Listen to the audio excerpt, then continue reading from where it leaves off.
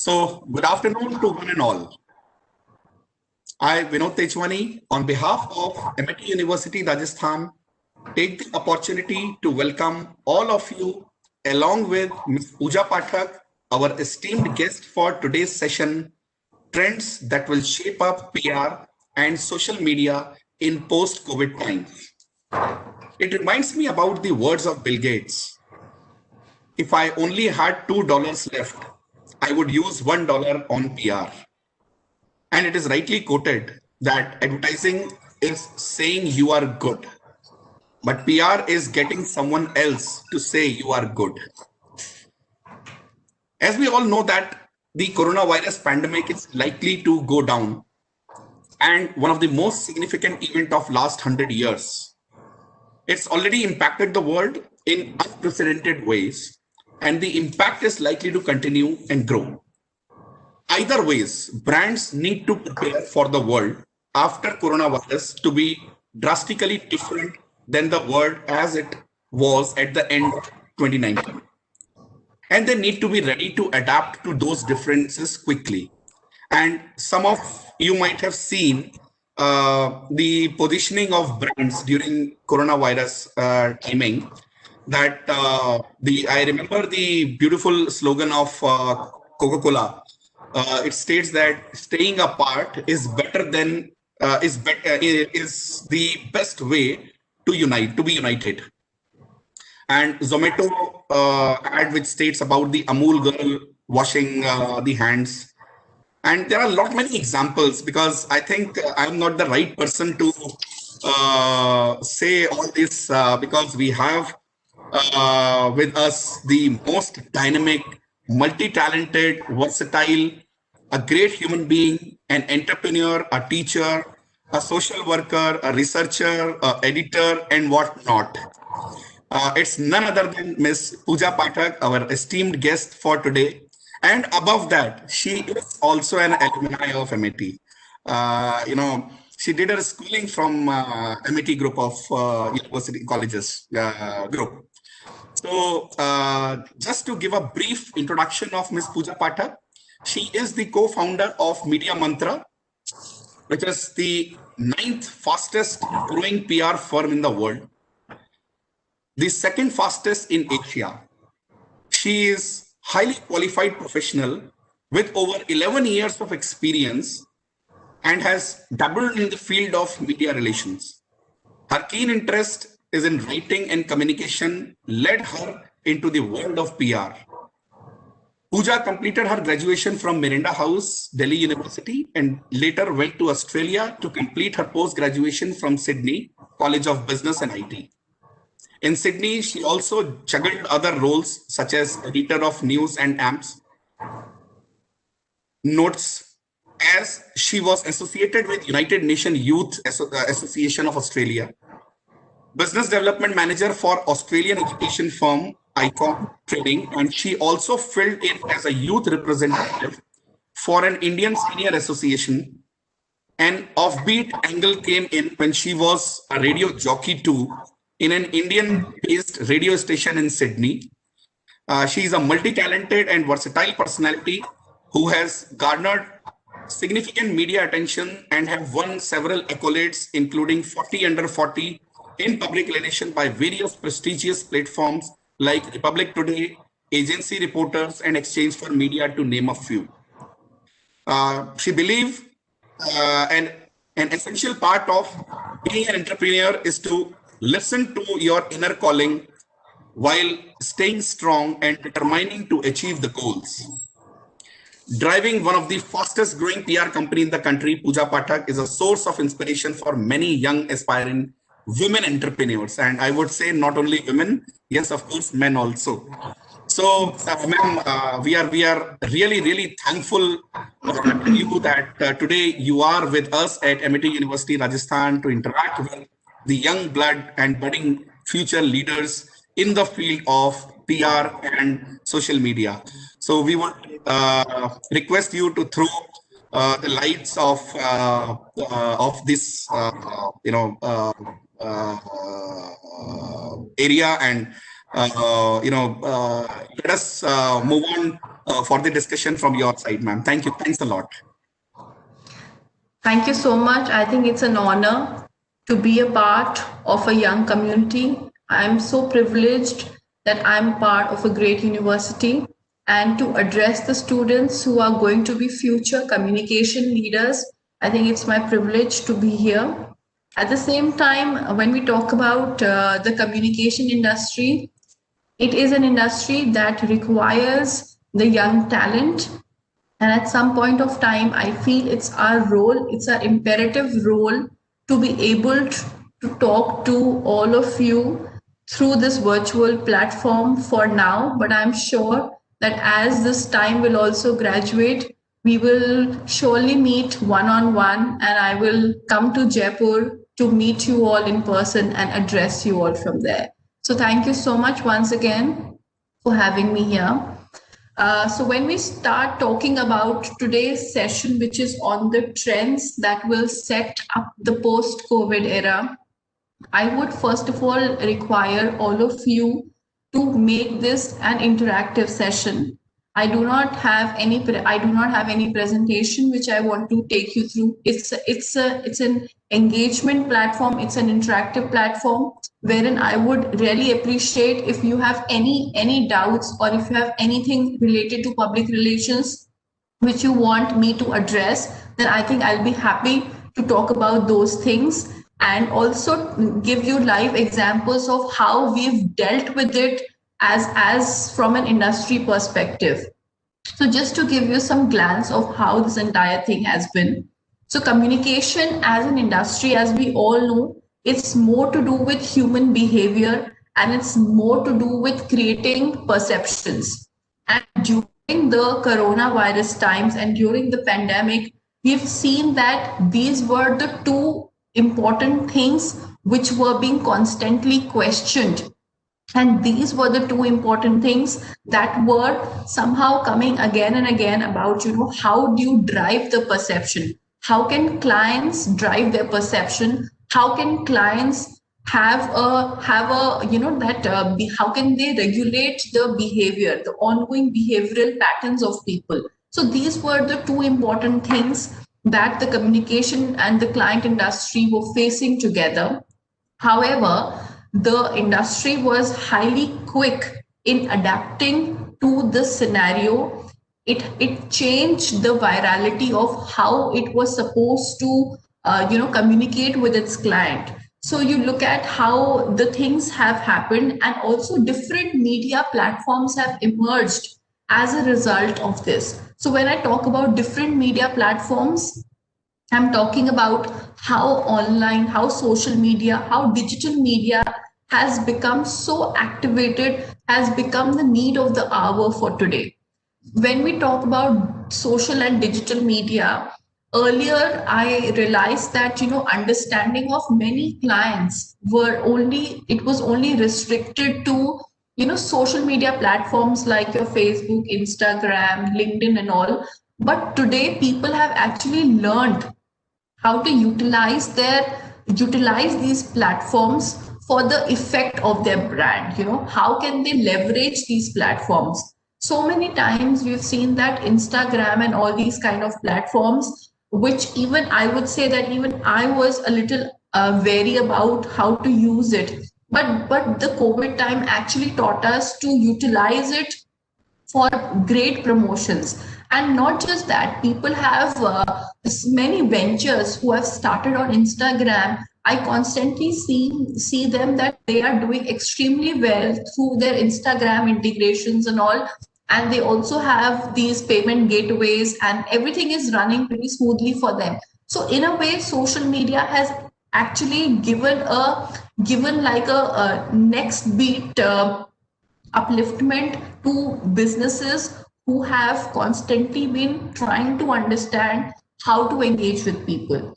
And if you look at why this has happened, it is purely for the fact that the corona time, people who were not traveling, there was absolutely nothing that was happening. Everybody was stationed at home. So the only resource that people had was gadgets. So when you are excessively using gadgets, this is how it is to the advantage of of people, that how they have utilized this. And I think it's a great thing that how have utilized this time, and I think and this rough time, it is something that is completely creditable. I will not be able to completely say whether we are in a post-COVID era, but I assume so, that we have finally reached the post-COVID era. And these were the discussions I remember we were constantly having when Corona had happened, about how should we take care of it, what is it that we should do, how should the clients behave. These were the initial inhibitions I think every firm was facing, every client was facing. And this was the time that people actually started understanding what exactly is public relations, what is the need of public relations, and or how public relations is something which is coming into the picture, which is coming into such a forefront and a center stage. So today I'm going to be talking about how this shift has happened and what are going to be the trends of 2021. And if there are anything that you think that you want to discuss with me or have questions about, feel free to actually connect to us. You can just ping in and we will look into your chats, or if anybody wants to talk, then please do raise your hands or come in between and we can probably have a discussion.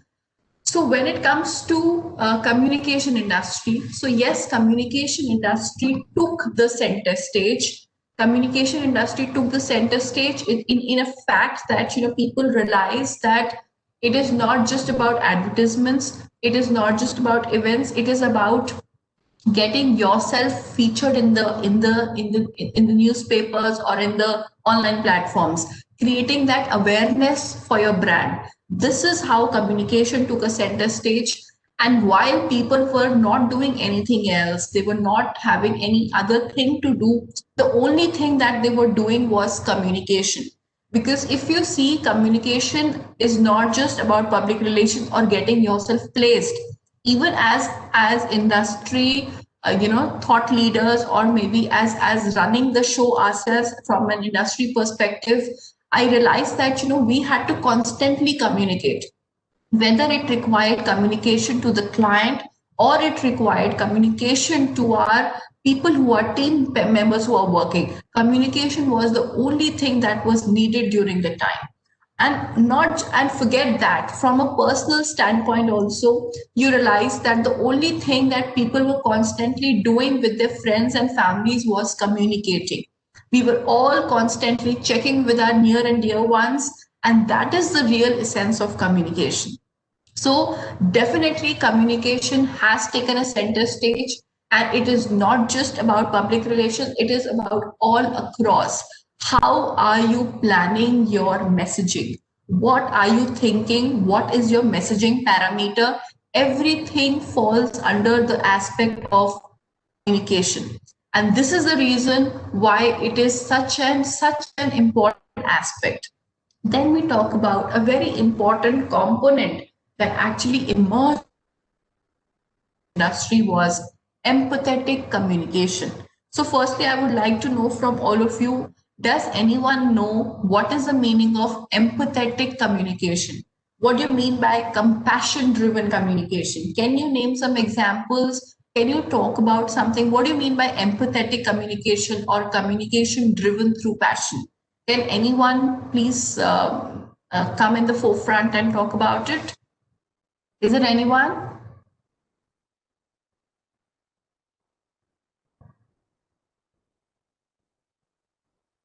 You can probably send in your comments on the chat as well. If there's anyone who's up to tell me, even if you have a wrong answer, an incorrect answer, that is fine. But if you have any suggestions, or if you have any thoughts on what you mean by empathetic communication or communication driven through passion, does anyone has any thoughts on that? You can also unmute students if you want to answer.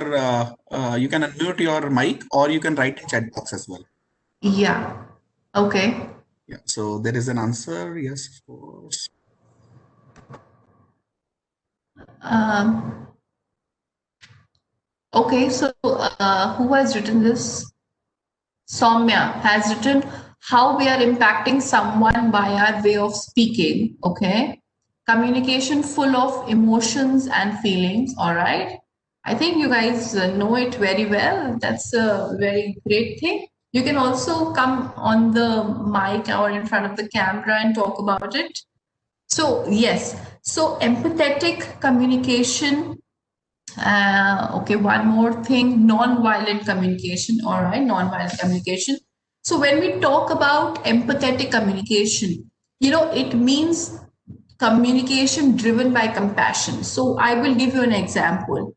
See, during the time of pandemic, when people were struggling to get their basics right, so brands needed to communicate with compassion. They needed communication to talk to the people and say that don't worry, today Domino's is not just about delivering pizza, it is also catering to the basic needs of people. That is communication driven by compassion, that we are there for you and we will deliver your basics at your doorstep. That is a compassionate communication. There were so many brands, there were so many different aspects of communication that came into the picture. So many clients who started doing different aspects and catering to people's emotions. This was needed because at that point of time people were not there launching the flamboyant essentials or talking about their diversifications in something something in real estate. People were not doing that. People were talking about something that we all needed to address as a nation, and that was to have our basics there. And then came the communication of awareness. So how this entire thing of how to wear your mask, how to keep yourself sanitized, this was all the communication. That was the narrative. Every time we were talking about, or there was enough awareness being spread through the entire campaigns of whether you call online or whether you were talking to someone, that entire thing of how the campaigns were running about creating awareness about sanitization. So this is emotion, this is compassion driven communication. People were there not talking about the latest movie launches, nobody was talking about it, but everyone was compassionate enough to think about what is the need of the hour. So empathetic communication and understanding the pulse of the people, that is very important. And soon after that you must have realized that a lot of brands, you look at Nike, you look at Marks and Spencer, you look at all the brands, you look at H&M. So I'm saying all the brands started introducing something which was called loungewear. So they realized that people are not going to they're not going to their offices, everybody is going to work from home. So work from home as an essential category came into the life cycle of a brand, which was earlier never there. Never can you find work from home wear. You don't find those kind of things, right? And at home, usually we know that our work from home is something that we are wearing our old clothes, which we are not wearing to office. That is work from home for us. But no, that became a very important part of it. And brands started understanding that till when are we going to go in this cycle is something which was unknown. Therefore, people started introducing loungewear. So what was this? Again, compassion driven communication, because everything that we as a customer were feeling, the clients were constantly working towards engaging us to them. This was our engagement model with the brands. This was what we are trying to create. So anything which has a degree of behavior, it is all about our behavior patterns. So when our behavior changed, brands realized that we are not going to the malls and we are not going there to shop. So they realized that, okay, we need to be available to the people at their doorstep. And that is the impact which communication made. And that is the impact which social and digital media created for the entire community. Then we talk about a very important phenomena that came up was OTT. So you realize that a lot of movies, brands started realizing that people are not going to come to the movie halls to watch the movies. Now, what is it that, how are we going to launch the movies? How are we going to launch all these things? So OTT became a very prominent phenomena. Every movie that is now coming is launching on the OTT platform. And this has become the change which has happened the post corona time. These have been the driving factors and real time driving factors, only because the brands understood the pulse of the people. Understanding your target audience is very important. If your target audience requires an emotional communication, brand should be emotionally communicating.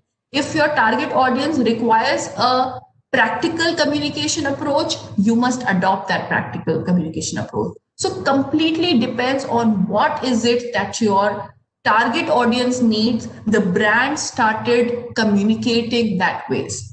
So everybody was quick to adapt to changes. I think that was something which was a plus point during this time. Then we come to social binging. So when we talk about the concept of social binging, so what do you mean by social binging? So it means that you're spending a lot of your time on the social media, on the technological media, whether it is your gadgets, whether it is this and all that things, whether it is your laptop. You realize that more than 12-14 hours of your entire day, people are not doing anything else except for being on their technological platforms. So what happened as a result was, when you're crossing, so there is no commuting that is happening. So brands started realizing that, putting their posters or putting their advertisements, all these things is completely a waste of money right now. People are not doing anything like that. But the only thing that people were doing right now is consuming everything online, everything in the digital medium, even print media. It was a big question. A lot of publications also started shifting their narrative from publication to online platforms. A lot of publications, because people stopped buying newspapers. So all these things were the factors that was driving the age in which how the digital penetration happened in these 10-11 months. The entire thing changed. What the brands had not expected, they were doing that. People started changing their business models, and that was something which was not happening earlier, but it started happening now. And then came an era during the social binging was social campaigns. People realized that, okay, I have the money to spend. I can spend on a variety of things. My ad budgets have squeezed. My business is doing well, but I still need to communicate to my target audience. What is it that I can do? So a lot of social media and social activities and social activations started happening during this time, and that became an integral part of the brands. Also, there were a lot of clients of ours who were into healthcare sector. So that kind of picked up really well. They started getting into COVID testing and everything. So that picked up phenomenally well, because that was a need of the hour.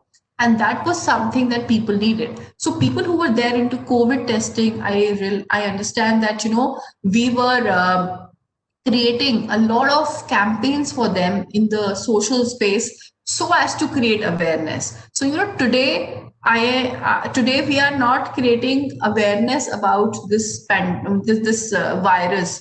Today we are talking about the after effects of vaccination, or we are creating social campaigns around those things. But when it started off, the campaign ideology was very different. And over the passage of time, everything was completely changing. Everything was just happening as per what is the pulse of the people.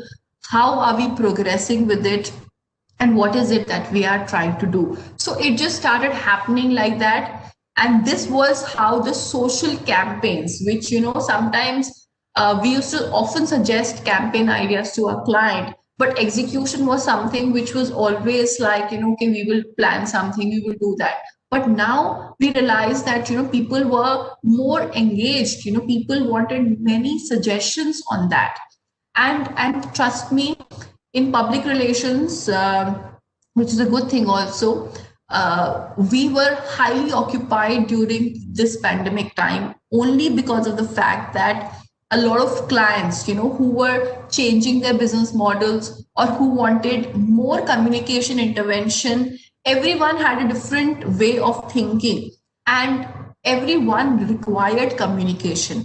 And that was a time that, we realized that, it is something that is the need of the hour. You can still hold on to your other fluff cost, you can still hold on to your other expenses, but you cannot hold on to your communication. And with this came a very important aspect in communication, which was merging the internal and the external communication. So when I talk about internal and external, it means that a lot of organizations have their internal communications team, which is different from their external communication team. But what started happening was that in the pandemic, the internal and the external communication teams started merging, and that became a very significant uh, push in terms of how the brands need to leverage this. So for the public relations company, the role even doubled, because we were any which ways handling the external communication side, and now we had to start handling the internal communication side. Internal communications would also mean something like helping them create messaging for their internal stakeholders, which are your employees, which are your internal people. You need to constantly talk to them, your clients. So the content became a very important part, and people started understanding that an agency can do both sides of the work. They can even position you in the media, and they can also take care of your internal communication aspect. So I'm saying from that perspective, it became a very, we were even more occupied rather than before. It was before there were two different teams, and sometimes we also just had to coordinate with their internal communication head. But now we were handling both sides of it. So the efforts also doubled, and also the fact that even the clients were very settled with it, because they realized that if one team can handle both aspects of it, then what else? You are taking care of the social part, their digital handling, their key messaging, and also their internal narrative. So that kind of streamlined for many brands. I will not say that it will forever remain so, but no, but for now, this is how the things are paving out to be. Then is technological upgradation. So we often used to say that technology is something that it will take a lot of time for us all to adjust. But I think the way the kids have adjusted to technology, and even people who are seniors, like our parents and grandparents, we often used to keep on telling them to utilize more of online, but look at them, how well they have adapted to this. Every time, I know I've had so many discussions with the people also and clients also, and somehow they always felt that with this age group, the challenge is that even if we make products available, they will not utilize online. They are not very keen to utilize Amazon or Big Basket and Milk Basket and all. But look at the way they have adopted technology. And even the kids, I think they have really worked hard and in ensuring that the way the education system has gone online, and not just about young kids, even I would say kids who are there in schools and universities, like the way you guys are doing.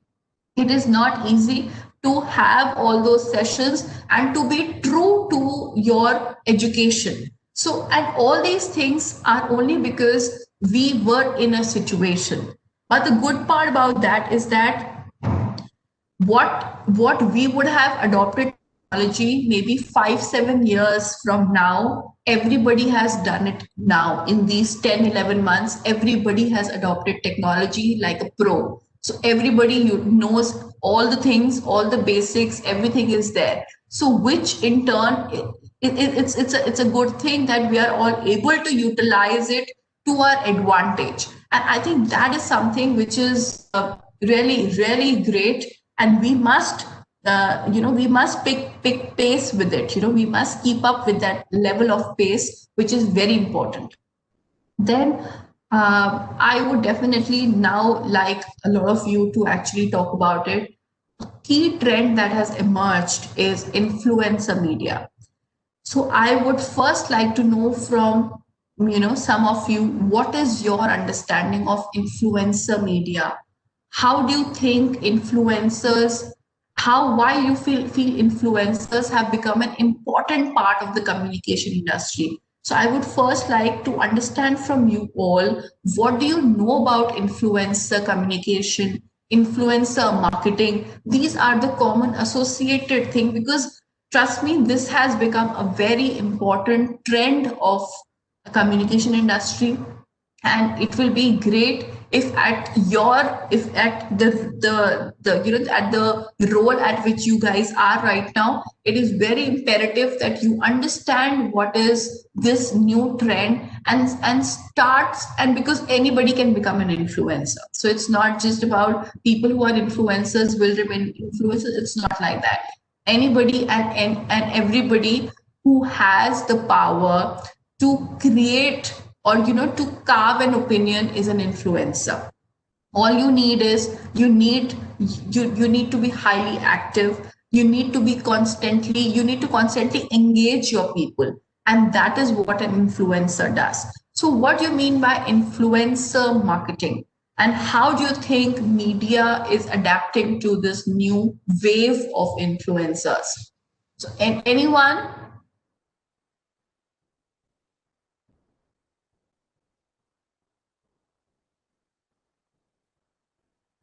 Is anyone writing, or we can talk?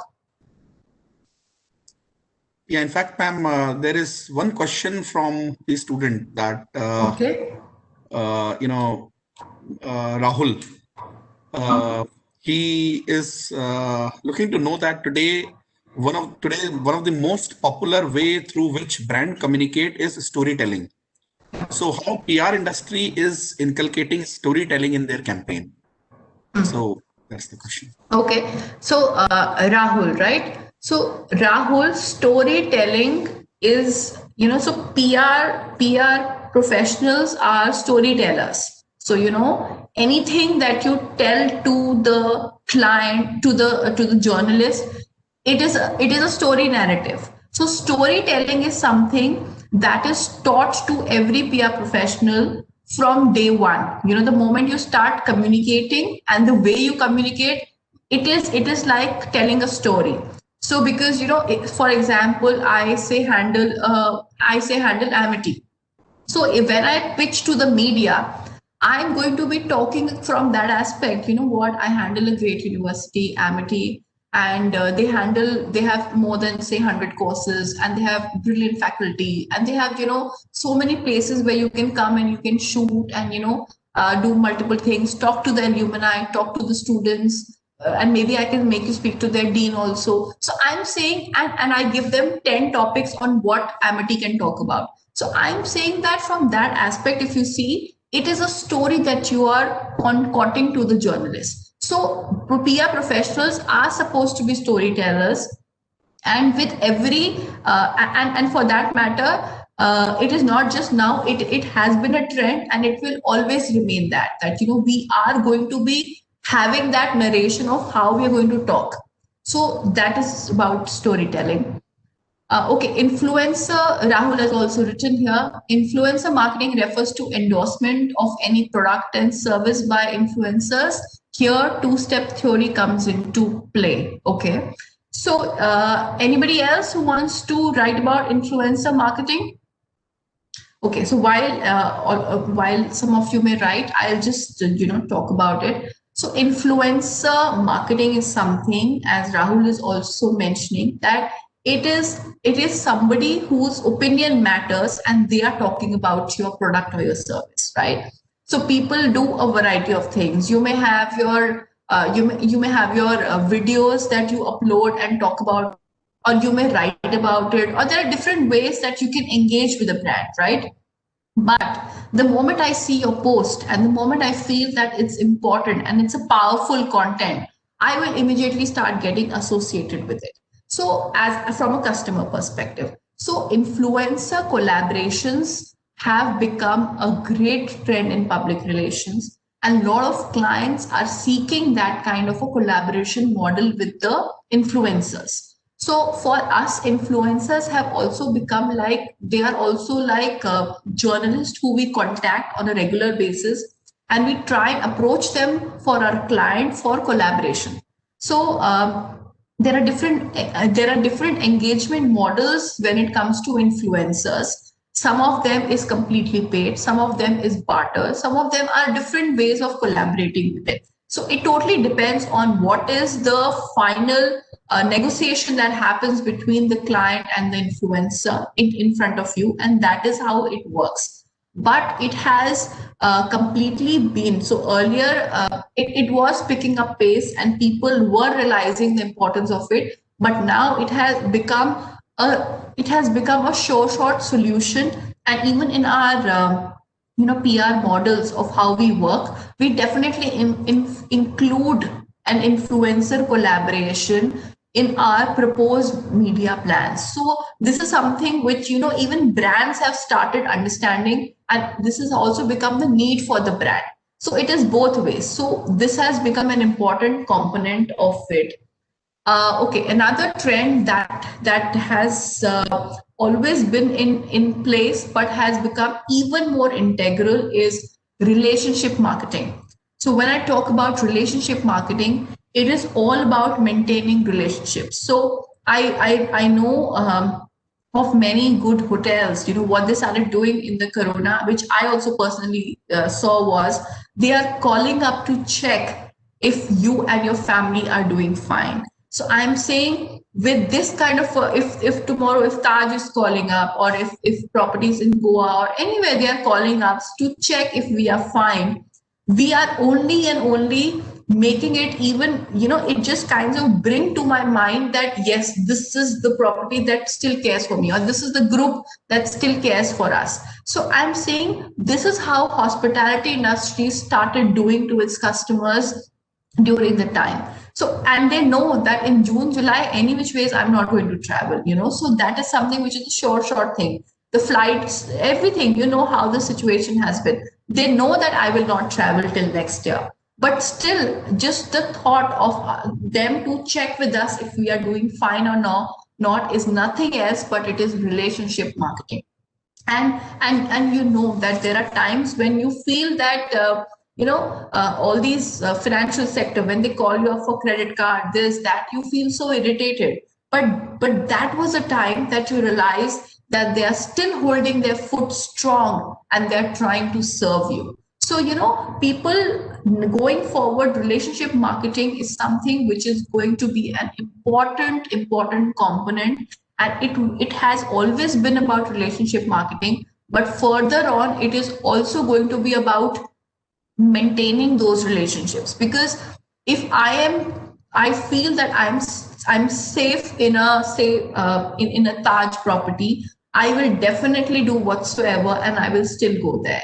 So I'm saying that you need to, again, it's all about communication, it's all about taking care of people, because those were difficult times and those were emotionally driven times. So people needed emotional solace. People needed emotional key messaging. And that time, if somebody from the hotel would have called up and say, you know what, we are giving you a deal, even if they would have given me a free deal, I would have still not gone. So I'm saying that they exactly knew their messaging. They exactly knew that how to tap into the mind of the customer. And that was something that was important.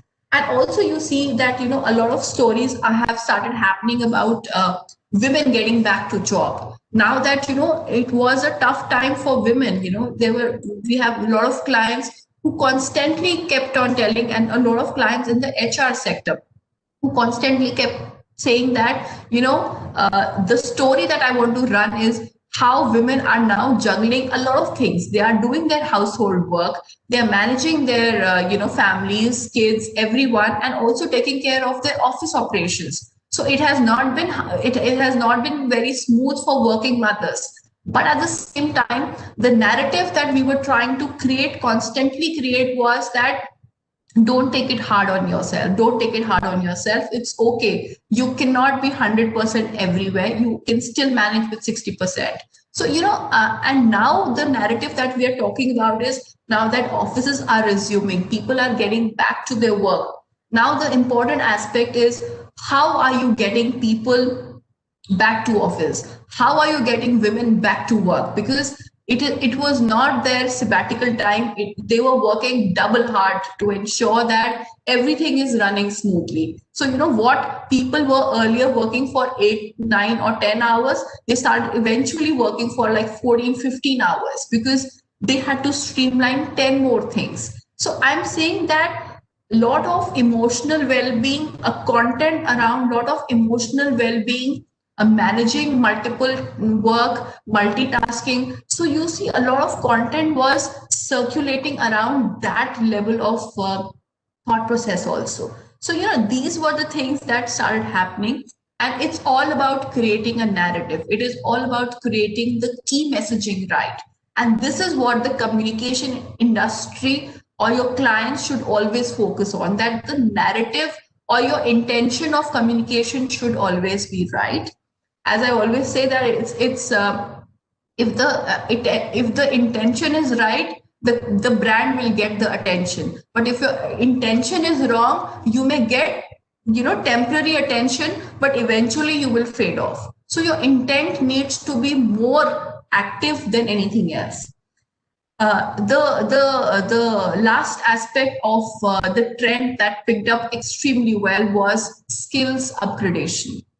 So when I talk about skills upgradation, it meant that this is the time, and going forward, to all of you out there, going forward as organizations, we are looking for multitasking. We are looking at people who can do multiple things on a particular role, because the kind of job market that has now opened up, but the kind of job market it was earlier getting into, it has been a difficult time, and brands and clients and organizations constantly required people to be multitasking. So my solution is that skills upgradation. When I say skills upgradation, it means that your learning curve should always be going up. Your learning curve should always be upwards. It means that whatever you can take up, if you want to be in the communication industry, then there are so many courses that you can do as a short term, and there are so many things that you can do from a technological perspective. Learning the basics of technology is also something which is not bad. So a lot of people I know are now learning basics of technology. There is content writing. So content will always remain the king. And content is something which any sector, even if you are in the communication sector today and tomorrow you go to any sector, communication will remain a key, key aspect of it. Anything that you go, you need communication. And if you have good communication, verbal, written, it's an added advantage for any organization. Any organization will benefit from that thing. So you must be able to utilize that and use content to your best potential. And then learning the basics of social and digital media. So you must know the basics of how it works, how it is working, how it does not work. How can brands utilize this? What is to the advantage of the brand? So all these things is something that the basics is something which you must definitely know, even if it is an ask in the organization or if it is not an ask. It is something that you must do to polish yourself up. You must do to upgrade yourself. And this is the best time, because going forward, a lot of things are digital oriented. A lot of things are from a different perspective. So you must be able to handle that. You must be able to have the competency to handle it. This is why you need that. Another course that people can do is public speaking. It is something that people must undertake, and whether you, again I say, so whether you are in any belt of your professional career, you must have good public speaking skills, and those are the skills you must definitely try and improvise on. And now that a lot of things are virtually available for you all, a lot of content is available for you all, you must be able to utilize that time. So, just try and think. And you guys are all young, and you must, right now is the time that you must activate your, for example, your LinkedIn pages. You must activate them. You must write your blogs. You must create content. So these are the things that you must be able to do. Because if tomorrow you get hired at any organization, you may know how to do the basics of media calling, you may have basics awareness, but if you have the advantage of, say, content, or if you say, I know the basics of social media, so it just adds to your profile, it just adds to your bandwidth. Because see, there is nothing in public relations, the best part is that there is no step one and step two. It is all about how you are proposing things to your client, and how satisfactory are you when it comes to regulating the brand campaigns. How satisfactorily are you trying to create awareness for your brand? So sometimes it is not about doing the traditional media. Sometimes it is all about having the right kind of mix. We started our careers with traditional media as a landscape that we used to give to our client, but with time and how we evolved with time, things have completely changed. It is not. It is no more about traditional media only. Brands are looking for new age media also. It has to be a mix of coverages. It has to be a mix of strategy and ideology. And the more you read, the more you try and understand from the brand's perspective, the better you will be able to orient when you go in meetings. The better it will be when you start meeting CEOs, because at this point of time, it is more about learning. It is more about how you can activate your different skills. Because during when you start your career, it is more about how much media calling you have to do as public relation professionals. But as you go up above the roles, you realize that it is more about your relationships with the client. It is more about your customer handling. And if you are not aware, and if you are experienced is very restricted, then you yourself feel a little underconfident when you talk to your clients. So to be not able to get into that situation, you must have a lot of I would say different diversity that you must include in your portfolios, different diversity of things that you must be able to include in your portfolios. So all these things is something that you must definitely look into consideration. And when it comes to going ahead with the communication parameters, I've also seen that a lot of brands, they require diversifications. They do not want to have run-of-the-mill strategies. So no longer are your clients or are your brands going to look at regular strategies. They need out-of-box thinking. So out-of-box thinking will only come from two things. One is that you have enough experience to have worked on different kind of clients, and the second thing is that you will have is, once you read and learn about a lot of different type of brands, so reading will remain a very important aspect of it. And also the fact that what you need to do is that keep in touch with your peer group. So have a lot of discussions, have a lot of debates, and it is okay to have different opinions. but you must be able to justify your opinion. That is highly important. So these were the trends which I could think of that will make way for the 2021 PR industry, and I'm sure that there are going to be many more such things that will come up. So many new verticals that have come up during the pandemic. I completely know that our suddenly our gaming, our online gaming sector, our online gaming vertical really picked up well. So while brands were having different, agencies were having different take on it, we realized that our gaming vertical picked up extremely well. So people were constantly on the go. They were constantly on a lookout to change and tweak their business models as far as they could. And I think that is about it from my end. If there are any questions that you have, if there's anything that you would like me to address, then please do let me know. I think Okay, so there's one. Thank you, ma'am. What advice would you have to give to aspiring PR professionals? Is there any new skills that the PR industry would expect from freshers due to COVID?